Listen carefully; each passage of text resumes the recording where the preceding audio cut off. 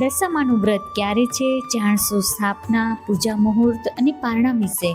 અષાઢ માસની અમાસના દિવસે માં દશામાનું વ્રત રાખવામાં આવે છે, જે અમાસથી પ્રારંભ થઈને 10 દિવસ શ્રાવણ સુદ નોમ સુધી કરવામાં આવે છે.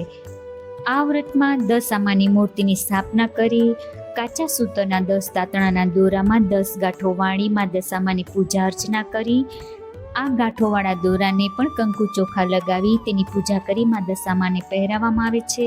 ત્યારબાદ નૈવેદ્ય અર્પણ કરી આરતી કરી અને દશામા વ્રતની કથા સાંભળવામાં આવે છે.